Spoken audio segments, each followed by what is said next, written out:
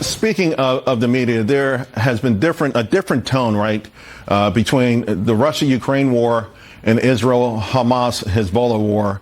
I'm going to bring in a foreign desk editor-in-chief, Lisa Daftari. And Lisa, you know, you had a great tweet that you put up saying Hezbollah, Hamas, Islamic Republic, the Taliban are all enemies of the people, the Lebanese, the Palestinians, the Iranians, the Afghan.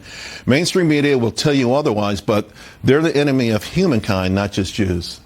That's right. And, you know, it's unfortunate that we have to fight both wars here. One, we're covering a war in the Middle East, and the other war here is the narrative war, the one that is being completely distorted from the White House all the way to the mainstream media, the college campuses. And, you know, that's really the uphill battle here, is to understand that this radical ideology is not just a war that Israel is fighting against Hamas and Hezbollah, right, but is one that has a deep influence campaign that has radicals here on American soil. It's not something we want to do in terms of fear-mongering, but to say that that war has made its way here in terms of its ideology. Yeah, I mean, you know, Russia invades Ukraine, right, Hamas invades Israel.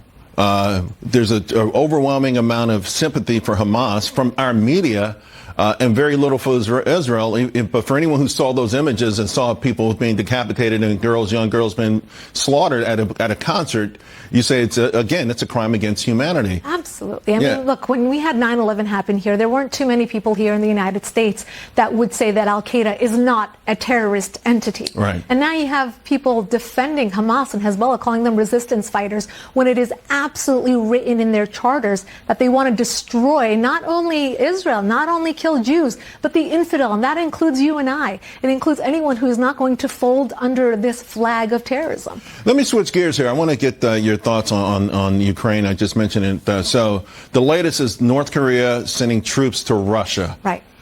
This is scary. I mean, it's been a proxy war, particularly for the West. We've been writing checks and sending ammunition, and with Russia being able to get help from, you know, whether it's Chechens or now North Koreans.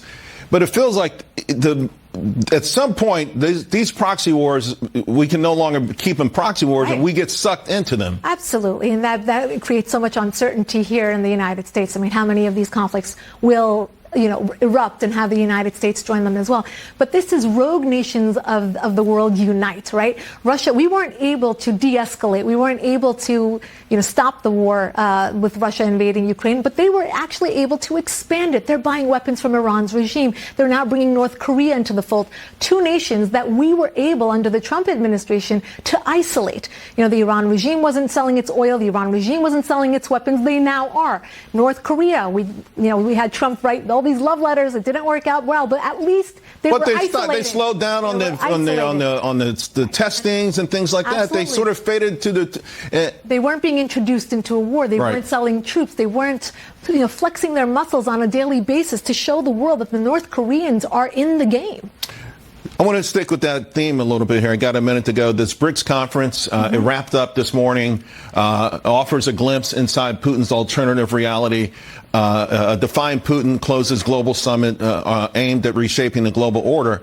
I think these miss the point, right? These are just non-Western nations saying, hey, we're going to rise up and counter you. And I don't know that we're taking it seriously enough as a nation. Right. So we can look at this as a success or as a failure, right? So how far did they go in really sticking it to the United States and finding a replacement for the dollar? The United States still is and probably will be the envy of the entire world in terms of its economy, in terms of the dollar. But the rest of the West, though, has fallen off big time. Big time. And I think right now, just the fact that I said the rogue nations of the world unite, this is really, you have to connect the dots here and understand that just the fact that they want to compete with the United States. They want to find an alternative for the dollar. I think it's a big telltale sign how much foreign policy is important, how much national security is important, and how much the United States has lost its credibility on the global stage. I mean, India, to me, was the wild card because everyone wants India. West wants it. The East wants them. Absolutely. All eyes on India. Right. Modi and Xi sitting down, drinking coconut juice, making a deal on border was a huge coup. Huge. A huge coup. I think so. We can't write it off. Absolutely. Lisa, it's always great seeing you. Thank you for having me. Thank you very, very much.